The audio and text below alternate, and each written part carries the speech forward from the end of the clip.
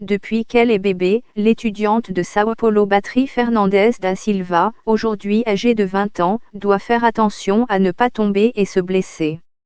Alors qu'elle était encore dans le ventre de la mère, les médecins ont remarqué quelque chose de différent lors de l'échographie et ont averti que l'enfant pourrait naître avec un type d'ostéopénie ou même de nanisme. Un mois après sa naissance, sa mère est allée la changer et d'un simple mouvement elle s'est cassé le bras. À l'époque, ses parents se sont précipités à l'hôpital et on leur a même demandé si le bébé était maltraité. Le médecin m'a demandé et j'ai dit non. Une autre est venue, ils l'ont regardé et ont vu que le blanc de son île était bleu. C'est alors qu'ils ont découvert la maladie qu'elle avait, se souvient Shirley Fernandez Serra, la mère de Batri. Les médecins ont posé un diagnostic d'ostéogenèse imparfaite, connu sous le nom de maladie des os de verre. D'origine génétique, l'affection entraîne une fragilité des os, ayant pour principale conséquence des fractures et des déformations. Pour cette raison, l'étudiante ne mesure que 1,22 et a une taille 32. Même si elle avait certaines limitations, Batri essayait de mener une vie normale comme n'importe quel enfant. J'ai été rusée. Je me suis beaucoup blessée, je faisais du skateboard et j'étais un enfant fou, plaisante-t-elle. Sa mère dit qu'elle était prudente, mais pas à l'extrême. Je ne l'ai jamais privée et je l'ai élevée dans une bulle. Elle a même fait du patinage. Elle a acquis une compétence incroyable en faisant du skateboard. Tout au long de son développement, elle a connu plusieurs douleurs et fractures lors de gestes simples de la vie quotidienne. Elle dit qu'elle s'est déjà cassé le doigt en tuant une fourmi, par exemple. Une autre fois, elle est tombée sur le dos et s'est cassé la jambe et le coude en forme de S en essayant de faire un saut périlleux. Mais sa pire expérience a été à l'école, à l'âge de 12 ans. Au cours d'une farce au lycée, un garçon a essayé d'embrasser son pied, s'est retourné et a attrapé sa jambe gauche.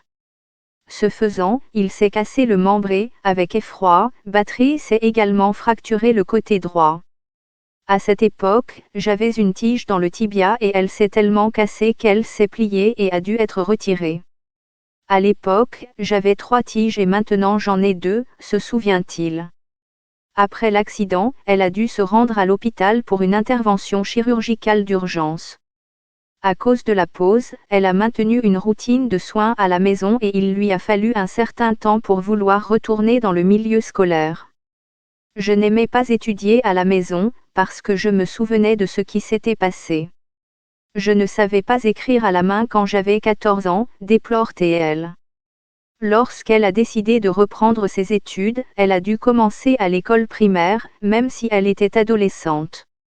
Aujourd'hui, elle est encore en 2e année de lycée. Pendant son enfance, la femme de São Paulo était accompagnée par des professionnels du système de santé unifié, et était traitée avec un médicament appelé pamidronate de sodium, responsable de la régulation de la quantité de calcium dans le corps. Elle devait se rendre à Santa Casa, à São Paulo, tous les 3 mois et utiliser le médicament pendant 5 jours. Pendant la thérapie, elle a été soumise à de fréquentes prises de sang et à des piqûres à la tête. Selon l'étudiante, le suivi a été très pénible et difficile. Parce que c'est quelque chose de très invasif. Ma mère a eu peur et a décidé d'arrêter. Mais aujourd'hui, je me sens normale. Quand j'ai une fracture plus grave, je vais à l'hôpital, raconte-t-elle.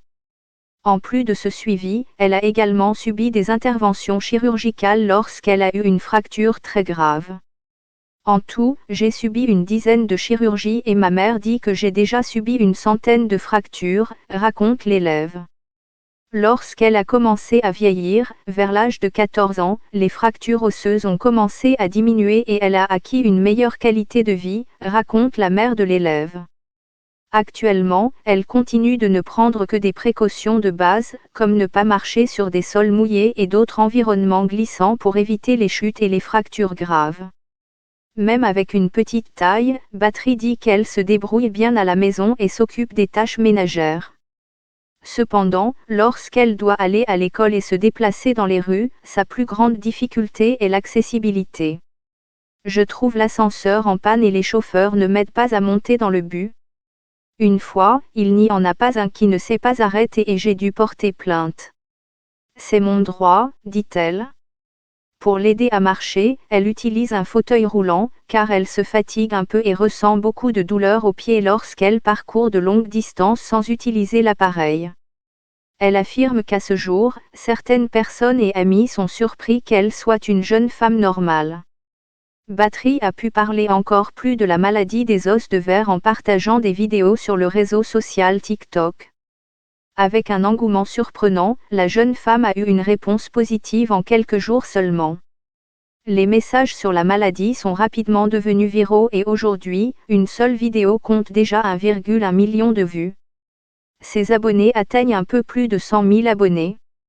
Elle dit qu'elle ne s'attendait pas à un tel impact positif.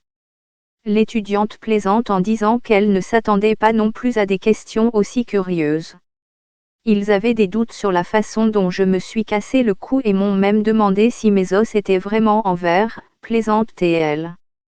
L'étudiante ne travaille pas à 100% à la production de contenu, mais s'engage déjà sur Internet.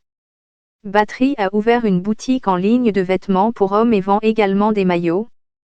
À la fin de ses études secondaires, elle compte continuer dans le domaine de l'audiovisuel. Il s'agit d'une maladie d'origine génétique, qui survient en raison d'un défaut des gènes responsables de la production de collagène de type 1, provoquant des modifications principalement de la formation des os, de la dentine des dents, de la sclérotique des yeux et des ligaments. Comme pour Battery, l'enfant peut déjà naître avec la maladie. Cependant, dans certains cas, le début peut apparaître plus tardivement, en période périnatale.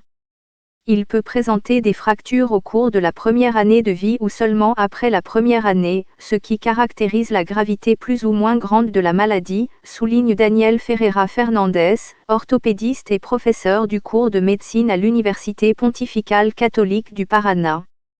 PUCP. La condition peut être divisée en 4 degrés, le plus grave étant le type 2, où l'enfant peut subir des blessures même à l'intérieur de l'utérus de la mère. C'est une forme mortelle et le bébé meurt peu après l'accouchement ou quelques semaines plus tard, explique Adnor Israël de Oliveira, orthopédiste à l'hôpital Institut national de la consommation, Institut de neurologie et de cardiologie de Curitiba. Au niveau 3 et 4, il existe des traits classiques de nanisme, comme un visage triangulaire et une petite taille.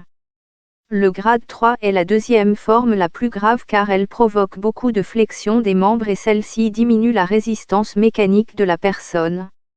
Ce sont généralement des personnes qui ont besoin d'un traitement pour le reste de leur vie, renforce Oliveira, qui est également membre du SBOP, Société brésilienne d'orthopédie pédiatrique. Les fractures peuvent généralement survenir après un traumatisme considéré comme léger et peuvent causer peu d'inconfort. Cependant, des douleurs chroniques peuvent survenir à la suite de déformations osseuses, séquelles de fractures osseuses. Il existe des formes de présentation plus légères et aussi plus sévères de l'ostéogenèse imparfaite. Plus elles sont sévères, plus la survenue de fractures est importante et plus la maladie se manifeste tôt, explique l'orthopédiste de la PUCP. À la puberté, du fait des changements hormonaux, le risque de fracture diminue. Mais il réapparaît chez les femmes après la ménopause et chez les hommes après 60 ans. Le symptôme le plus courant est la douleur chronique, résultant de déformations osseuses et de fractures. Les principales caractéristiques de la maladie sont une fragilité osseuse, une malformation dentaire, une sclérotique bleutée et une laxité généralisée des ligaments. Au niveau de la colonne vertébrale, la modification de la forme des vertèbres entraîne des déformations de la région rachidienne thoracique telles que la kyphose, bossu, et la scoliose, colonne vertébrale tordue, qui sont aggravées par l'ostéoporose et les fractures des vertèbres. Selon Fernandez, une perte auditive peut également survenir et toucher 50% des individus. Le traitement est multidisciplinaire et implique un certain nombre de professionnels spécialisés. L'objectif principal est d'obtenir autant de fonctions que possible des membres, donnant à l'individu une meilleure qualité de vie et une indépendance dans les activités quotidiennes. L'utilisation de médicaments spécifiques, qui agissent contre l'ostéoporose et inhibent la résorption osseuse, fait également partie de la thérapie. Dans le cadre des soins, il y a aussi la prévention des fractures, la stimulation de l'orthostatisme, debout, la marche et le renforcement musculaire.